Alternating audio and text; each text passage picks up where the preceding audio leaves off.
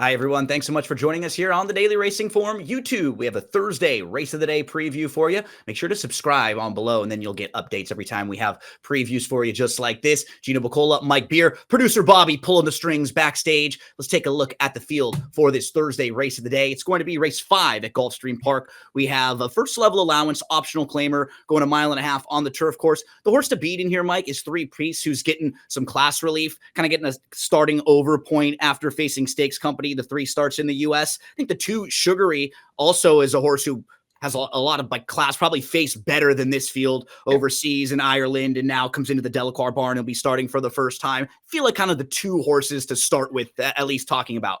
Yeah, I agree with you. I mean, listen, we're talking about 1.5 mile turf race here. You got 2 European imports in the first 2 pole positions. You don't worry about distance with them.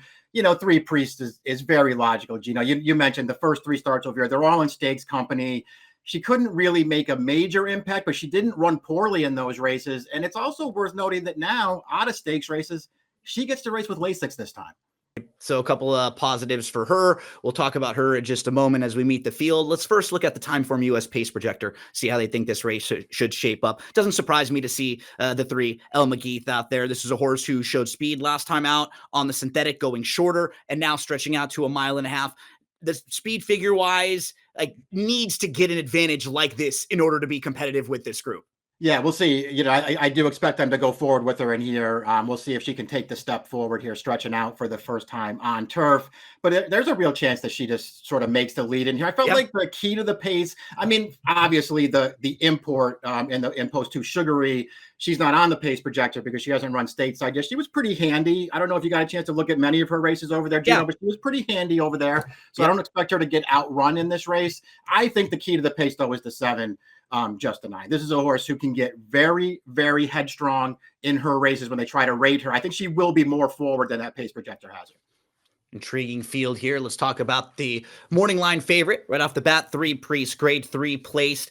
Coming off of this last effort, it was kind of like a harness race, Mike, where sort of got the lead, and then there was like a give and go early on, and she's back to 4th, down on the inside.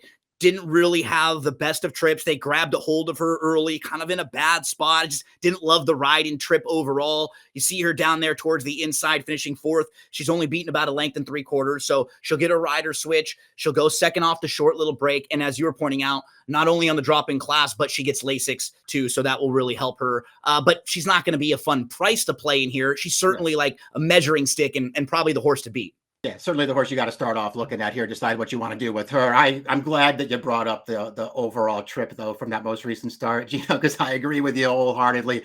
I did not care for that ride.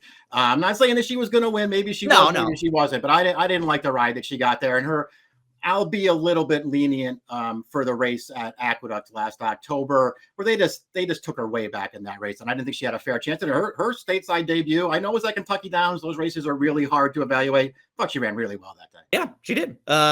Next up is going to be Sugaree, who's the new face from Ireland. You pointed out, if you looked back at some of her races, she seems pretty handy. But just kind of mixed feelings here. If she gets bet a little bit and she's a shortish price, she's probably one that I would want to see a race from. But this barn is really good off the bench. This barn is really good with horses like this, new acquisitions. You just don't see a whole lot of the foreign imports. Even if you look at the database in DRF.com, I think they only had a couple over the last 5 years. So a horse who's probably faced better. And if she's ready to fire, she's going to be really, really tough in this race. She's dangerous. You're right. Your point's well taken, though. You want to tread really lightly here if she takes a lot of money.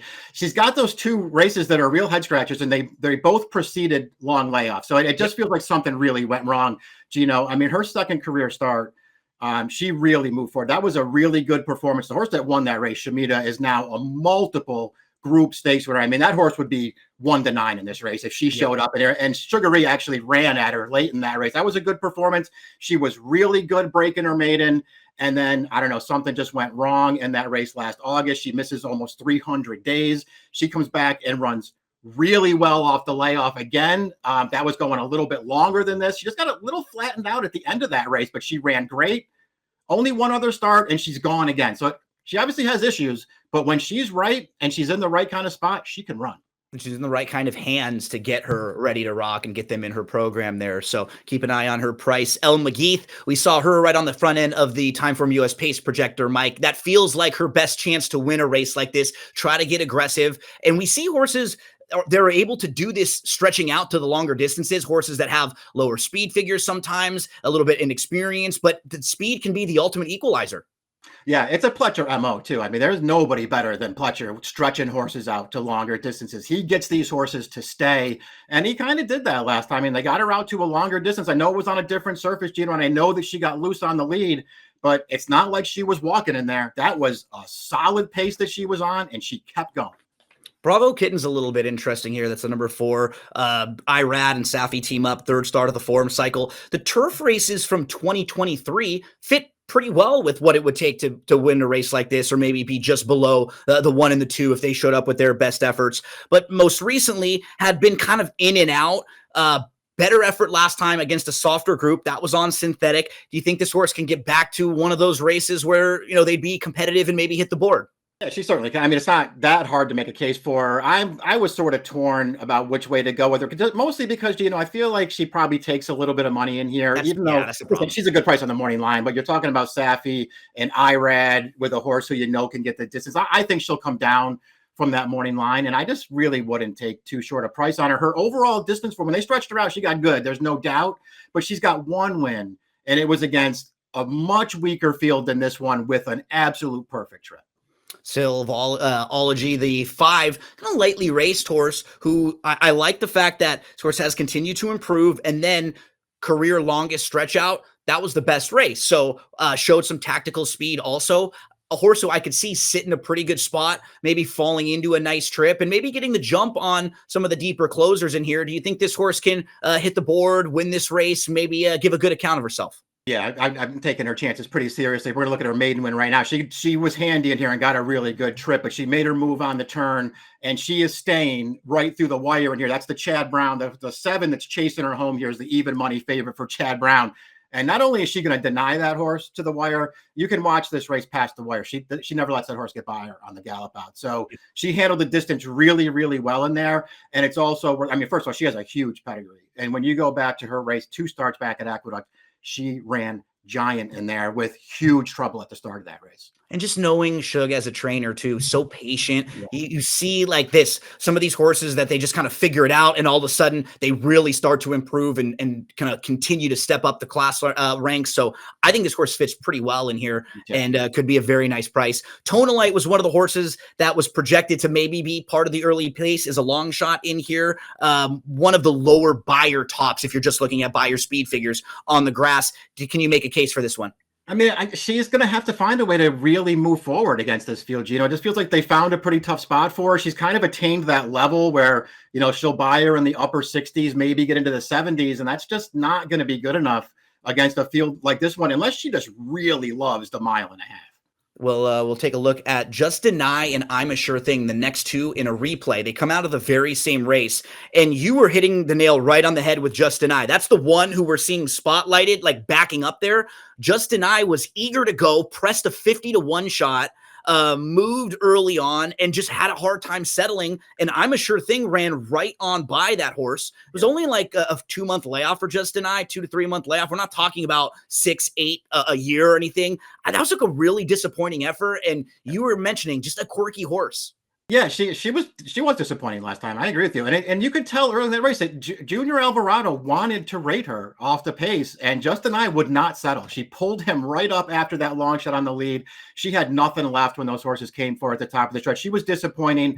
The flip side of that, I guess, is she's better than that. She's got races that are way better than that performance most recently, and a little bit more distance here probably doesn't affect her if she can settle, and that's always a big question in races like this. I'm not way against her, Gino, but I don't trust her. Yeah, price-wise, you got a short price. She was favored last time. She'll be much better because of that poor race last time out. You only have to go 3 races back to see her finishing second in the Jockey Club Oaks. That's a very good race that would put her, in contention with a group like this. So, yeah, to me, it just depends on price, right? I don't want her to be in like the 5 to 1-ish or below range, but if she is something up there closer from like 8 to 10, sure, she gets forgotten about a little bit. She absolutely has a ceiling that we know is good enough to win this. The price has to match match her chances of winning the race, right? Exactly. And they might be able to get that in here. We saw I'm a Sure Thing run right by her, Mike. It was a good effort from I'm a Sure Thing, who was third last time out, 0 for 9 overall on the grass, but horse who had some layoff lines and now puts a couple starts together. You could see even maybe taking a little step forward off of that. I don't really love her on the win end, but I could see her being an under type. Yeah, another horse that you don't really worry about distance with, I guess. And listen, based on her two most recent starts, at least figure-wise, I guess she's headed the right way. I just thought she got a really good trip in that most recent start we just watched there, Gino, and took advantage a little bit. If I was going to have to take somebody out of that race, I would probably take Justdeny, but it's probably a coin toss. Tarneema rounds out the field. Broke maiden about a year ago at Fairgrounds, going a mile and 16th on the turf.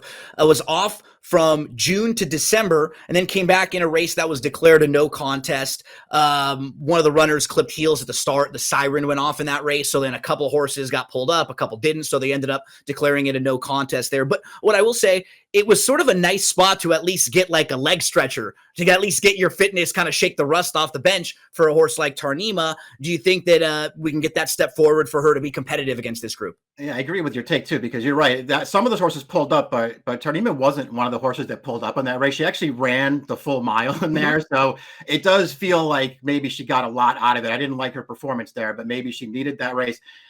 I'm gonna try to stay positive on her, Gino. I don't love her in here, but I do remember really liking the first two starts of her career down at Fairgrounds last winter. I thought she ran really well in both of those, and I remember betting her in the entry level allowance at Keeneland last April. She was terrible in that race, but I bet her that day. She was even worse the start after that, and then she got the layoff and the trainer change. I'm not fully done with her yet. I think she will stretch out. I think there is some talent in there, and she will be a price. And I'll try to get her in underneath somewhere. Yeah, I agree with you. There's like a big race somewhere, or a race in a sequence somewhere, that she's going to show up at a big price. She's going to come running late. She's going to finally get her like a lot of pace to run at too, and come storming down late. Maybe it's here on the Thursday race of the day at Gulfstream Park, race number 5. Mike, as we move to selections, I really couldn't get all that creative, unfortunately. I think it's like a good spot for 3 Priest. Not a horse I would necessarily bet, but I can understand why they just want to get a little class relief, see if they can get the confidence, and then maybe step back up into stakes company. So I'll put her on top.